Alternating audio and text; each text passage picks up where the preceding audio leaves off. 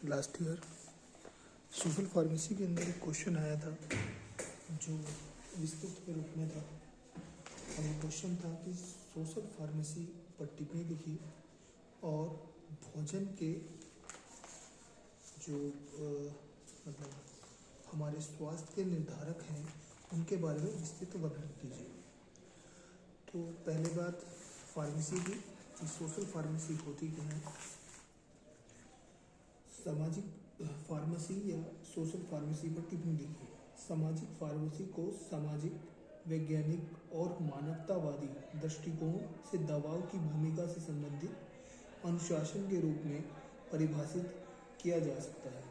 यह सामाजिक और व्यवहार विज्ञान के सिद्धांतों पर आधारित है और इसमें स्वास्थ्य, मनोविज्ञान शामिल है। सोशल फार्मेसी को उन सभी सामाजिक कारकों से युक्त माना जाता है जो दवा के उपयोग को प्रभावित करते हैं, जैसे कि दवा से संबंधित विश्वास, नियम, नीति, दृष्टिकोण, दवा की जानकारी,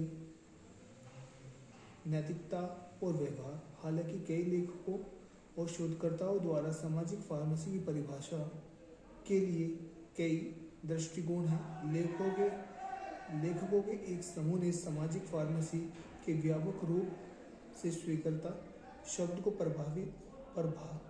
परिभाषित करने का प्रयास किया है।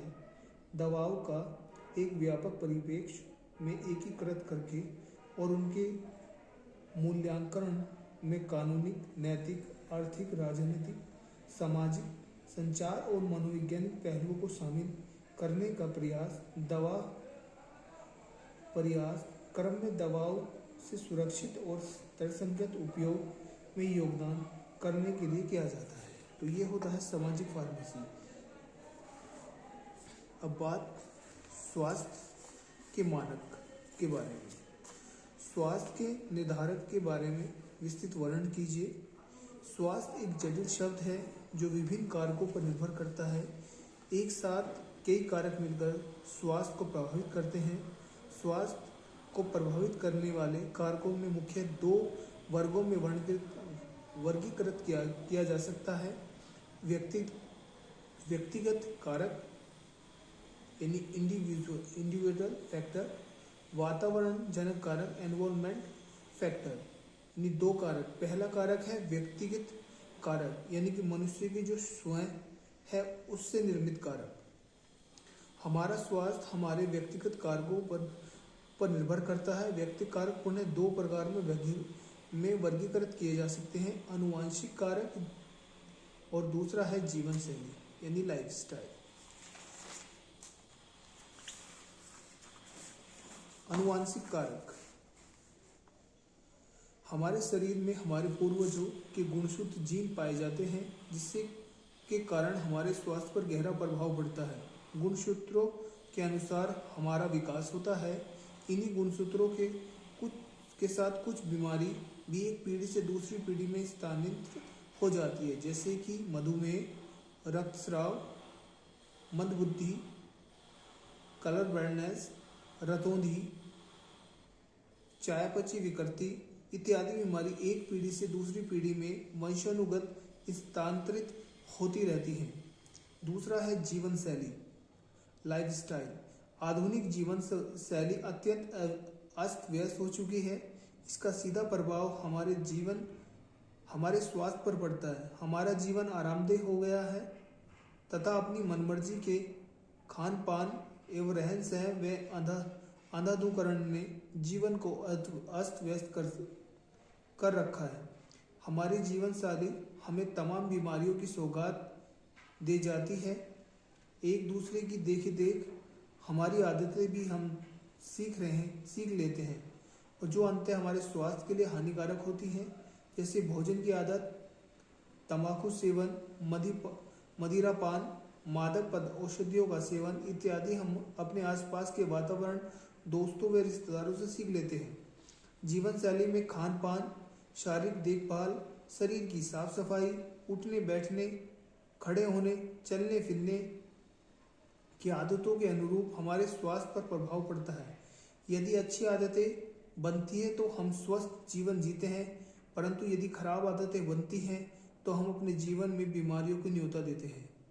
अब दूसरा कारक होता है वातावरण जनक कारक यानी एनवायरमेंट फैक्टर।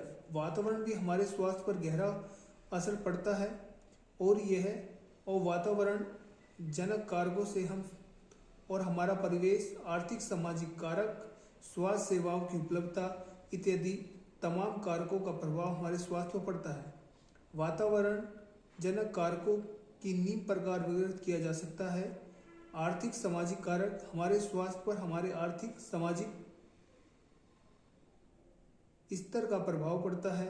विकसित समाज में जहाँ आर्थिक स्तर ठीक होता है तथा समाज उन्नत होता है वहाँ स्वास्थ्य से संबंधित समस्याएं कम होती है, परंतु न्यू आर्थिक सामाजिक स्तर वाले समाज में स्वास्थ्य संबंधित समस्याओं में ज़्यादा होती है। इन कारक निम्न उपकारकों में विभक्त किया जा सकता है। पहला होता है आर्थिक स्थिति। किसी देश में समाज की आर्थिक स्थिति का आकलन प्रति व्यक्ति आय द्वारा व्यक्त किया जाता है। जिस समाज में आर्थिक स्थिति अच्छी होती है वहाँ मृत्यु दर कम होती है। जहाँ आर्थिक स्थिति अच्छी नहीं होती वहाँ मृत्यु दर ज़्यादा होती है। अच्छी आर्थिक स्थिति वाले लोग अपने स्वास्थ्य से संबंधित समस्याओं पर ज़्यादा ध्यान देते हैं, जबकि गरीब लोगों में अपने स्वास्थ्य संबंधी समस्या देखने व समाधान करने की स्थिति नहीं होती।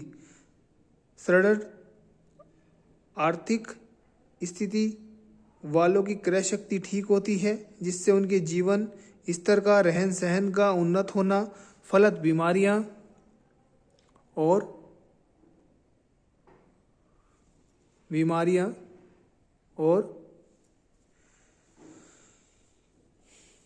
कम होती हैं। हम आजकल एक विपरीत स्थिति में भी उत्पन्न होती है। आर्थिक स्थिति सुदृढ़ होने वाले लोगों में से मोटापा, हृदय रोग, मधुमेह इत्यादि बीमारी आजकल बढ़ गई हैं। इन बीमारियों का मुख्य कारण शारीरिक श्रम की कमी, पैदल न चलना, सदैव आराम में रहना, उच्च कैलोरी युक्त भोजन इत्यादि फास्ट फूड के बढ़ते प्रचलन से हमारी जीवन शैली में बदलाव की है, जिसके कारण इस प्रकार की बीमारियां होने लगी हैं। बहुत सी बीमारियां हमारे व्यक्तिगत साफ सफाई ठीक से न होने से उत्पन्न होती हैं, जैसे दांतों को ठीक से साफ न करने से दांतों में पायरिया का प्रकोप तथा दांतों में असमय क्षय होना, ठीक से स्नान न करने से त्वचा संबंधी बीमारियां, कपड़ों की साफ सफाई न करने, नाखूनों को न काटने, शौच के बाद हाथ को सफाई ठीक से न करने से कई बीमारियां हो सकती हैं तथा भोजन को ठीक से ढक कर न रखने से भोजन प्रदूषित हो जाता है। स्वस्थ रहने के लिए हमें नियमित दिनचर्या करना चाहिए। प्रातः जल्दी उठकर नित्यक्रम से निवृत्त होकर प्रातः भ्रमण, व्यायाम, योगा इत्यादि के पश्चात स्नान, ध्यान करना चाहिए। अल्कोहल और मादक पदार्थों के सेवन से बचना चाहिए। स्वस्थ व्यक्ति को अपने जीवन का आनंद लेता है तथा मानसिक, शारीरिक, सामाजिक व आर्थिक, धार्मिक स्वास्थ्य बनाए समाज में प्रतिष्ठा पाता है तथा रोग युक्त व्यक्ति में इसका भाव होता है। हमारे व्यक्तित्व का विकास हमारी आदतों पर ही प्रतिपादित है। दूसरा पार्ट है शिक्षा। शिक्षा का प्रभाव भी स्वास्थ्य पर पड़ता है। महिलाओं की शिक्षा से यह असर और बढ़ जाता है। भरपूर लाभ लेकर स्वस्थ रहते हैं। शिक्षित परिवार के लोग आर्थिक रूप से कमजोर होते हुए भी स्वास्थ्य के प्रति सचेत रहते हैं। जानकारी व सूचनाओं का भरपूर लाभ लेकर स्वस्थ रहते हैं। जब हमारे देश में शिक्षा का स्तर कम था, जब मृत्यु दर अधिक थी, जैसे जैसे शिक्षा का प्रचार प्रसार हुआ, मृत्यु दर व जन्मदिन में गिरावट आई। अतः शिक्षा से भी स्वास्थ्य पर असर पड़ता है। गरीबी एवं शिक्षा के कारण ग्रामीण क्षेत्रों में आज भी बहुत सारी समस्याएं हैं जिनके कारण लोग जूझ रहे हैं। वह शिक्षित लोग स्वास्थ्य सेवाओं का लाभ लेकर स्वस्थ जीवन यापन करते हैं। रोजगार प्राप्त व्यक्ति उत्पादक जीवन जीता है तथा चिंता मुक्त रहता है। बेरोजगार व्यक्ति को जीवन यापन के संघन न होने से सदैव चिंता बनी रहती है, अतः चिंता के कारण उसका स्वास्थ्य भी खराब रहने लगता है। उसका स्वास्थ्य चिड़चिड़ा हो जाता है। रोजगार न होने से मूलभूत सुविधाओं को प्राप्त करने में असमर्थ होता है। भोजन, आवास व कपड़े की चिंता उसे हमेशा बनी रहती है। सुबह भोजन मिला तो शाम की चिंता, शाम को भोजन है तो प्रातः की चिंता बनी रहती है। अतः व्यक्ति या समाज अपने जीवन में आनंद नहीं ले पाता। ऐसे में बूढ़ापा तथा बीमारियों से शिकार हो जाता है। तीसरा कारण है राजनीतिक। चौथा कारण है राजनीतिक इच्छा शक्ति। देश के सत्ता संचालन या सत्ता के शीर्ष पर बैठे लोगों की इच्छा शक्ति का प्रभाव देश के हर आयु वर्ग के लोगों पर पड़ता है। जिस सत्ता नियंत्रण व्यक्ति की इच्छा शक्ति अच्छी होती है, वह अपने देश में स्वास्थ्य सेवाओं को सुदृढ़ कर आम जनता को उचित सेवाओं देकर स्वस्थ बनाने के कार्य करेगा।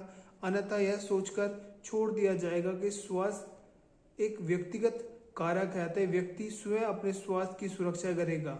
मालिन बस्तियों तथा झुग्गी झोपड़ी में जीवन यापन करने वाले लोगों में सबसे ज्यादा स्वास्थ्य समस्याएं होती हैं। सामान्यतः उनके पास मूलभूत सुविधाओं का अभाव होता है। स्वच्छ पीने का पानी, शौचालय, आवास, खेलकूद की सुविधाएं, शिक्षा, स्वास्थ्य सेवाएं इत्यादि का अभाव होने के कारण ऐसी बस्ती के लोग सबसे ज्यादा स्वास्थ्य समस्याओं से जूझते हैं। इनके पास 2 वक्त की रोटी का प्रबंध भी अत्यधिक कठिन होता है। वैसी स्थिति में स्वास्थ्य सेवाओं पर खर्च करना उनके बस की बात नहीं होती। दृढ़ इच्छा व्यक्ति वाला सत्ता संचालक मालिन बस्तियों के निवासियों के लिए उचित आवास, पेयजल, स्वस्थ पेयजल, जल, मल का समुची अपवयन की व्यवस्था करता है। प्रकाश की व्यवस्था के साथ उचित शिक्षा की व्यवस्था हेतु स्कूल कॉलेज की स्थापना कर मालिन बस्ती वालों को भी सभी आवश्यकताओं की पूर्ति कर उनके जीवन स्तर को उठा सकता है। अतः राजनीतिक इच्छा व्यक्ति के अभाव में स्वास्थ्य समस्याओं का समन्वय संभव नहीं है। अगला कारण है आर्थिक सामाजिक कारक के बाद दूसरा कारक है वायुमंडलीय कारक, यानी कि एनवायरमेंट। जो हमारे एनवायरमेंट है उनके कारण वायुमंडलीय परिवर्तन पर भी हमारे स्वास्थ्य पर प्रभाव पड़ता है। अक्सर हम देखते हैं कि ऋतु परिवर्तन होने पर अधिकांश लोग सर्दी, जुकाम, बुखार से पीड़ित हो जाते हैं। इसी प्रकार ठंडे प्रदेश में रहने वाले लोग एक साथ गर्म प्रदेश में पहुंचकर बीमार हो जाते हैं। वैसे ही गर्म प्रदेश में रहने वाले लोग एक साथ ठंडे प्रदेश में पहुंचकर बीमार हो जाते हैं। इसी प्रकार किसी एक स्रोत से जल सेवन करने वाला व्यक्ति दूसरे स्रोत का जल पानी पीने से बीमार हो जाता है। अतः वातावरण का प्रभाव हमारे स्वास्थ्य पर पड़ता है। वातावरण को 2 भागों में विभाजित किया जा सकता है। पहला है बाह्य वातावरण, दूसरा है आंतरिक वातावरण। बाह्य वातावरण का तात्पर्य उस वातावरण से है जिससे हम जीवन यापन कर सकें, जैसे हवा, मिट्टी, मौसम इत्यादि के सभी कारक। बाह्य भौतिक कारक हमारे स्वास्थ्य को प्रभावित करते हैं। जैविक कारक जीव जंतु, जीवाणु, विषाणु, पशु पक्षी, पेड़ पौधे, कीड़े मकोड़े इत्यादि जैविक कारक है जिनका प्रभाव प्रत्यक्ष या परोक्ष रूप से हमारे स्वास्थ्य पर पड़ता है। मनोवैज्ञानिक कारक, इसके अंतर्गत धर्म, कर्म, रीति रिवाज,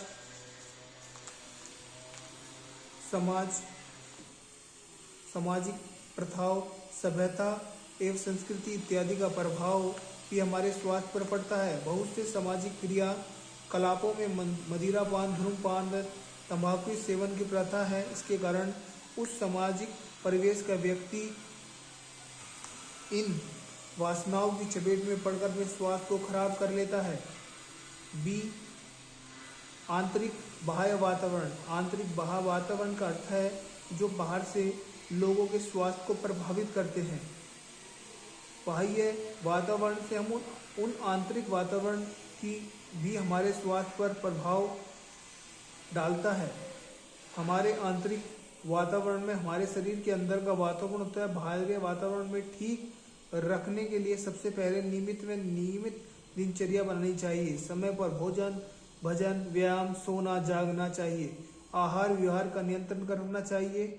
हमें संतुलित भोजन करना चाहिए जिससे हमारे शरीर को आवश्यक समस्त भोज्य पदार्थों के साथ खनिज, लवण, पानी एवं विटामिन की उपलब्धता हो सके। यदि किसी भी पोषक तत्व की कमी होती है तो उसकी कमी से उत्पन्न होने वाले रोग हो जाएंगे। हमें अपने आसपास के वातावरण को साफ एवं स्वच्छ रखना चाहिए। बाह्य वातावरण के अंतर्गत शरीर में उपस्थित जीवाणु, विषाणु इत्यादि भी हमारे स्वास्थ्य को प्रभावित करते हैं। स्वास्थ्य सेवाओं की उपलब्धता एवं उनका उपयोग सभी नागरिकों के लिए सदैव उपलब्ध होना चाहिए। स्वास्थ्य हर नागरिक का मौलिक अधिकार है, अतः स्वास्थ्य प्राप्त करने के लिए स्वास्थ्य सेवाओं की उपलब्धता इस प्रकार होनी चाहिए कि सभी स्तर के नागरिक इसका उपयोग कर सके। यदि स्वास्थ्य सेवाएं महंगी होंगी तो इसका लाभ निर्धन व्यक्ति नहीं ले पाएंगे। स्वास्थ्य सेवाएं सबकी पहुंच में तथा ऐसी होनी चाहिए कि किसी भी स्तर का व्यक्ति इसका उपयोग कर सके। स्वास्थ्य सेवाओं के अंदर केवल बीमारियों के इलाज नहीं, वरना स्वस्थ रक्षा के लिए टीकाकरण, मातृ कल्याण कार्यक्रम, आवश्यक औद्योगिक की पूर्ति, लोगों में स्वास्थ्य जागरूक फैलाने के लिए कार्यक्रम, स्वच्छ कार्यक्रम तथा स्वच्छ पेयजल की आपूर्ति इत्यादि उपलब्ध कराकर स्वास्थ्य रक्षा की जा सकती है। दूसरा है अन्य कारक बहुत से ऐसे हैं जो स्वास्थ्य को प्रभावित करते हैं। ग्रामीण विकास के अंतर्गत ग्रामों के लिए सड़क निर्माण, साफ स्वच्छ जल आपूर्ति हेतु हैंडपंपों की स्थापना, जलपूर्ति करना, निर्धन लोगों के लिए आवास उपलब्ध करना, ग्रामीण रोजगार जैसे मनरेगा कार्यक्रम चलाकर एक निश्चित रोजगार गारंटी कराना, भी भोजन की व्यवस्था, निर्धन गरीब बच्चों के लिए आंगनबाड़ी कार्यक्रम के अंतर्गत दोपहर के भोजन की व्यवस्था लागू कर रखना, समाज कल्याण, समाज के हर वर्ग में उसकी जरूरत के अनुरूप आवश्यक आवास, इच्छित पेय जल, शौच, विद्युत आपूर्ति, ग्रामीण विकास, शिक्षा की सुविधा और शिक्षा कार्यक्रम,